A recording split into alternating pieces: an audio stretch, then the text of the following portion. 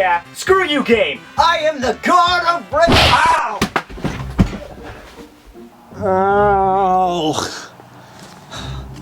Who throws video games? Seriously?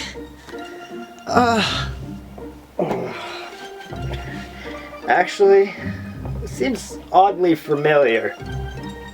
Nah, whatever. It's probably nothing. Let's see what this is. Final Fantasy Theatrhythm. They must have stopped numbering the Final Fantasies after the horrible nuclear disaster in Europe caused by Final Fantasy 13. So many lost souls. Well, let's stick this shit in my 3DS and see what happens.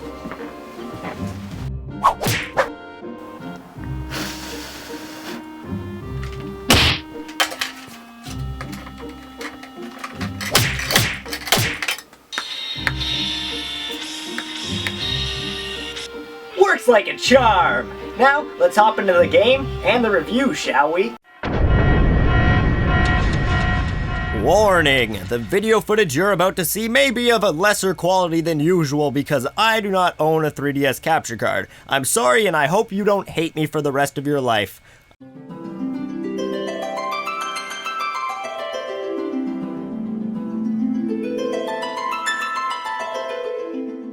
Welcome to Final Fantasy Theatrhythm, an RPG music rhythm game for the Nintendo 3DS.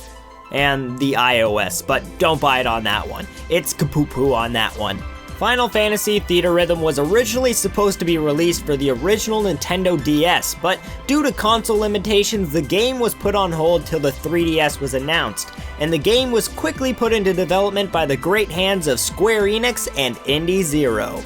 There are three main ways to play the game, the first being the BMS stages, which I find the most enjoyable, where you hit notes coming down multiple lines to deal damage to monsters and bosses to try and kill them.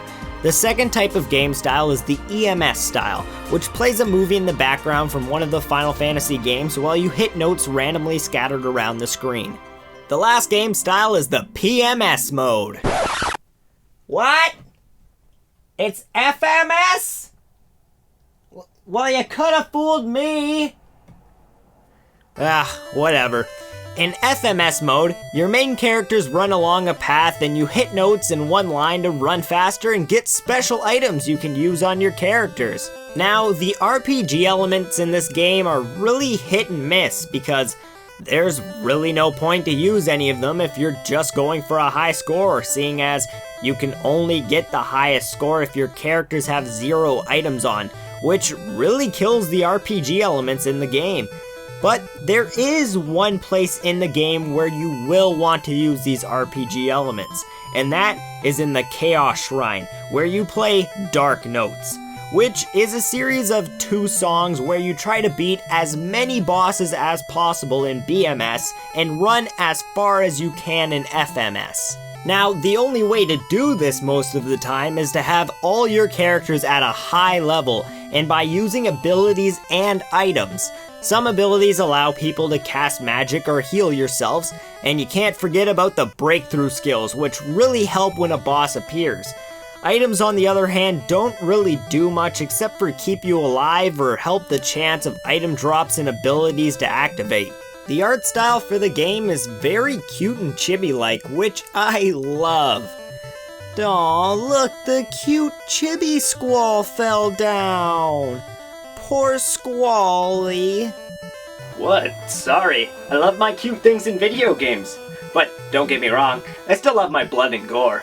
Fuck yeah! Cut that bitch in half!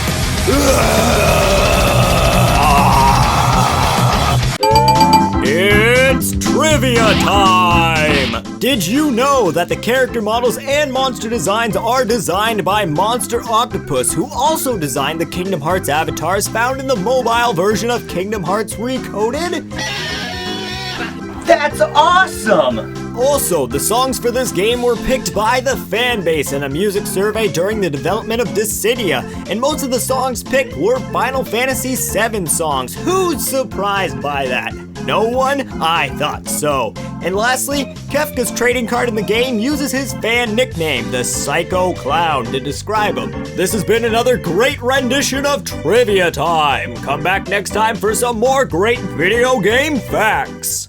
And I think that is the perfect way to transfer into the game's collectibles and other cool things. So, this game just doesn't end with the music.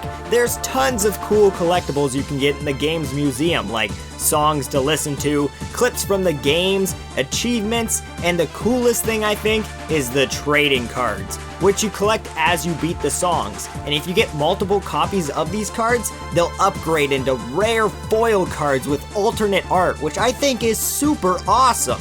And last but not least, time for the main part of the game. Obviously, the music.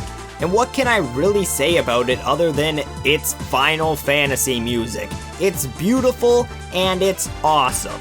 Every song in the game is in its original form from the original game, except Gerugu Volcano, which its original form was too short, so the PS1 version was used instead. Overall, Theatrhythm is a great game for fans of Final Fantasy and of the rhythm genre, but if you're not fans of either of those, I wouldn't really recommend going out and finding it. It's nothing brand new and nothing amazing, and the RPG elements do kind of add a weirdness to the rhythm theater thing, unlike Sequence did. If you are set on getting the game though, I definitely say go out and find the 3DS version. The iOS version is not worth your money or time, especially since the iOS version is worse and it costs more money. Perfect. Now I can play some more Theatrhythm. What's this? A Yu-Gi-Oh card. And a banned one at that. What am I gonna even use this for? Might as well add it to the collection. Now, where should I put you? You should put me down, boy. Did the card just talk to me? I hope you like the Shadow Realm, Badman. What?